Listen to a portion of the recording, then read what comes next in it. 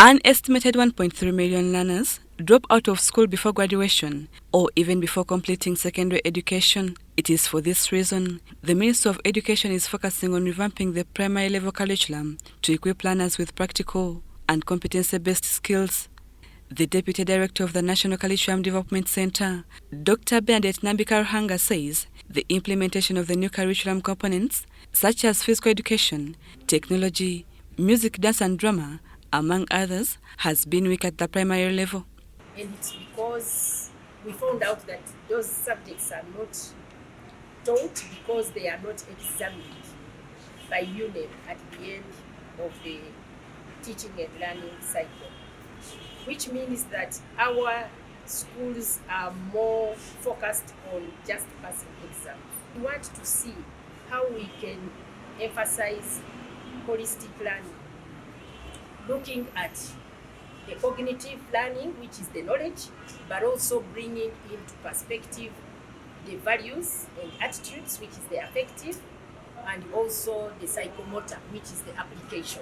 She added that the ministry is also reviewing the secondary curriculum at both O and A levels, ensuring ICT integration and inclusive strategies for learners with special needs. When we talk of learners with special needs, we are not only talking about learners who are blind or learners who have physical impairment. We are also talking about learners who may also be very, very smart.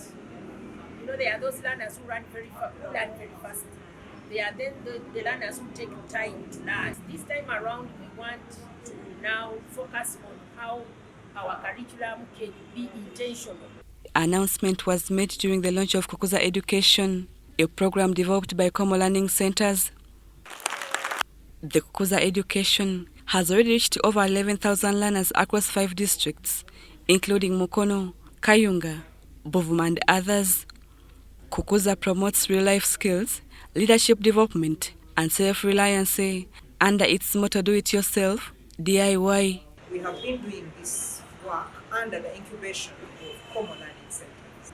In schools, we run a program called the Do It Yourself program. We run it under using a clubs model. And these clubs operate them in secondary schools. And as part of the activities, fundamentally the students undergo life skills sessions. And life skills remain special abilities, right, that support a human being to go through life. Civil society organizations welcomed the initiative, praising its alignment with the national curriculum and its positive impact on participating schools. Children in those schools, in the rural schools, are suffering with the life skills and values. They are not having that opportunity. So I believe when we work with such organizations, they can help us improve life skills in schools, and then also make sure that the life skills are put into the system of education. With the DIY model showing success, school leaders are calling on the ministry to adopt KUKUZA's approach to ensure learners gain practical and life-ready skills nationwide. According to the new curriculum, it is emphasizing on competency-based aspects. And that is the sole goal of DIY. These people, before they came to our school, there were so many problems. Like the population, our population, because the area is very far and sparsely populated, it was small. It was almost less than 200.